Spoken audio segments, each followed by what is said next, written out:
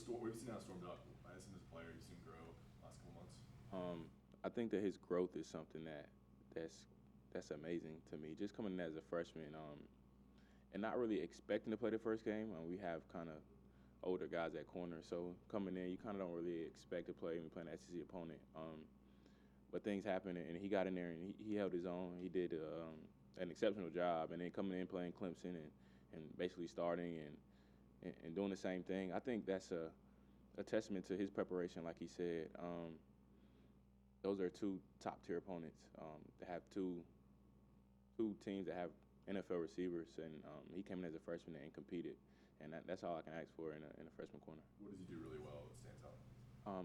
Just his technique. It gets better each and every week. It's something that they wanted him to fix every day throughout the spring and throughout the summer, and he worked on it, and I think it's getting there, and it's going to get sharper. Myles, I know football players don't like to hear the phrase "more victories," but what has the last couple of days been like after the Clemson game? You know, your friends or schoolmates tell you the way you all played up to the hill. I think it's good for the fans. I think it's good for people that come to the games and watch. Just because I think we're on the same page now. I feel like the team, we already kind of knew that we were good enough to play with anybody in the country. It was just putting it out there for other people to see and getting people behind us, and I think that's what we did last week.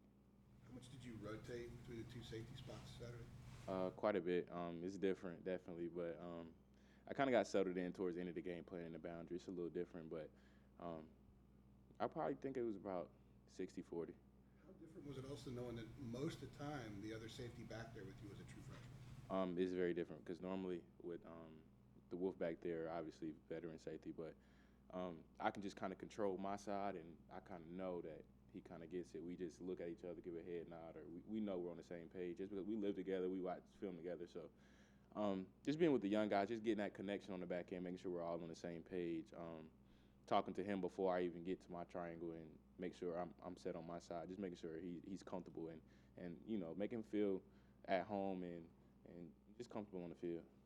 They're true freshmen, and they hadn't had a lot of extended playing time before Saturday. At what point in the game did you realize, you know what, these guys are going to be okay today? Probably after the first few series. I kind of looked in your eyes, and you can kind of just feel it. They weren't jittery. They were a little bit comfortable. During pregame, you kind of don't know just because they're not out there. And when it clears and the first play is there, it's just a different vibe and everything else. It's you versus them, and you look across and you see talented players that got recruited just like you did. It's not the same as high school where you can just walk on and kind of do your own thing. You have to be prepared for everything in college football nowadays. So just seeing their poise when they got in there, it kind of made me more comfortable as well. What do you see in Georgia Tech's offense? I know they still run some amount of option, but they're kind of transitioning out of it. Yeah.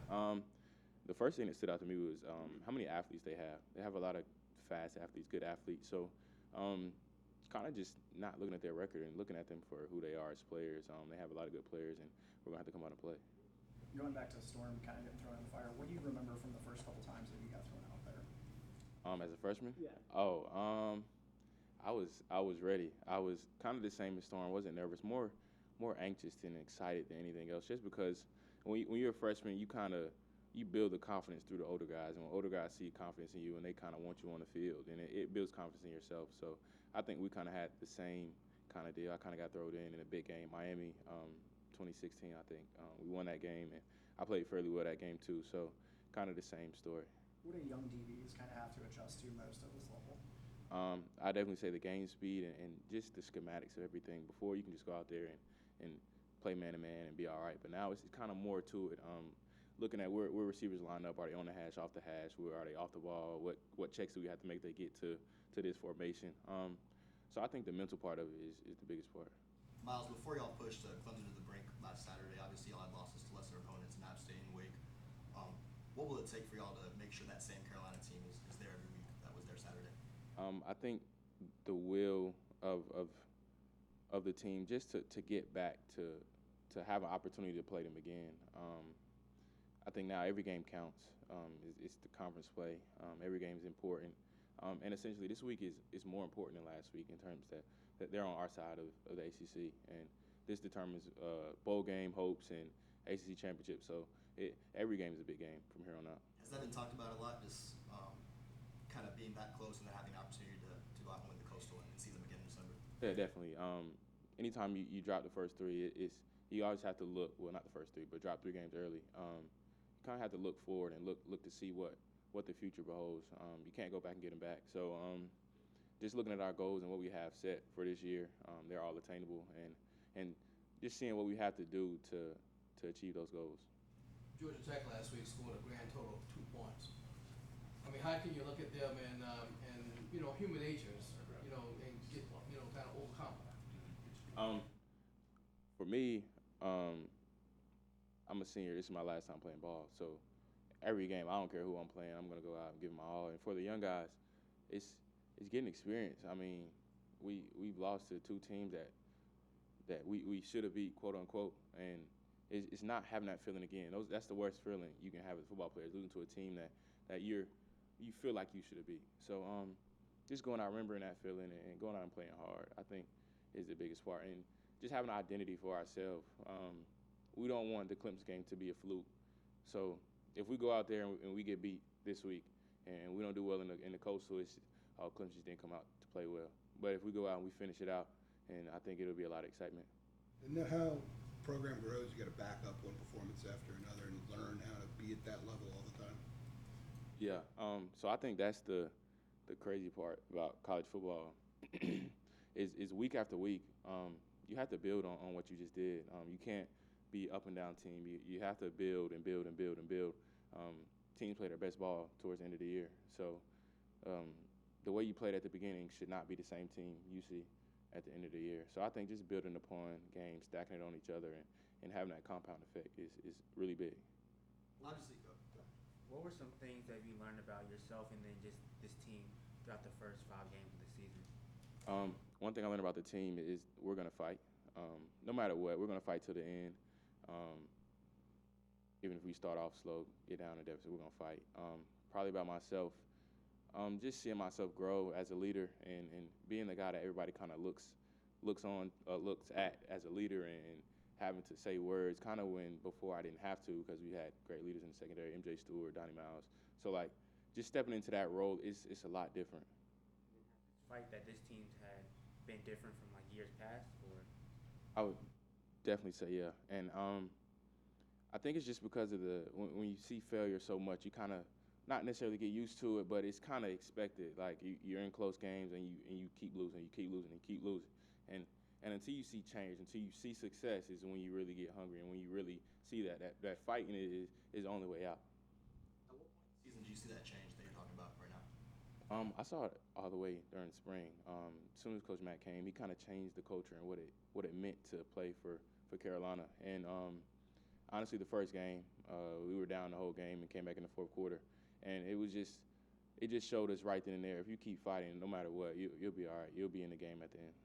Obviously, a loss is a loss, but what was the team's moral like? After in the locker room after Clemson and past couple of days here? Definitely hurt after the game, just because you let one get away. No matter who it is, you want to finish out those games, and anytime, and when it's a bigger opponent, it hurts worse.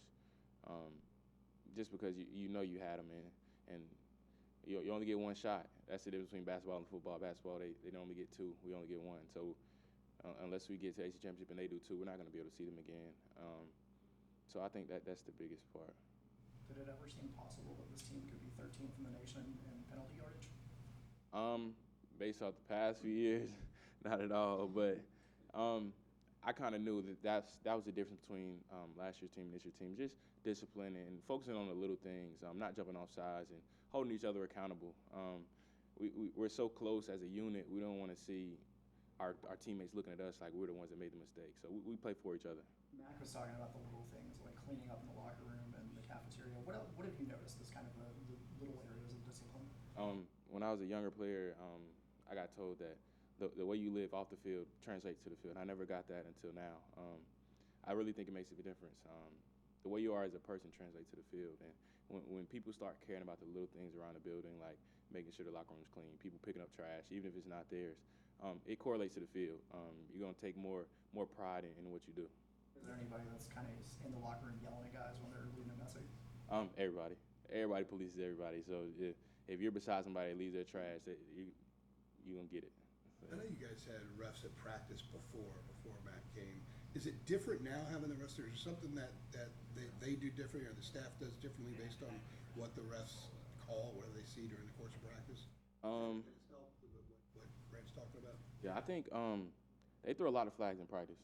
So they're real picky in practice, more so than the game. And we kind of know that. And just because we know that, it doesn't mean that it's okay to get a penalty. They're still on us. If we're in one-on-ones and they call a pass interference, they're on us.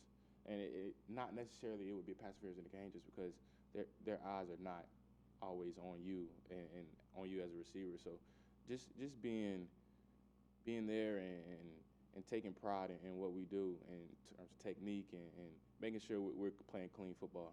Max said they mark it off in practice too. Yeah. Does that kind of force more accountability with you guys? Definitely. We know exactly who gets the flag.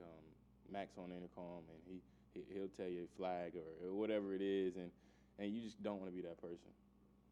Talk about the coaching staff, in general, when somebody else said that, Coach Bateman had the perfect game plan for you all against Clemson. I mean, when you have something like that, gives you more confidence when your coaches put together a plan and all you have to do is execute it and you believe in it.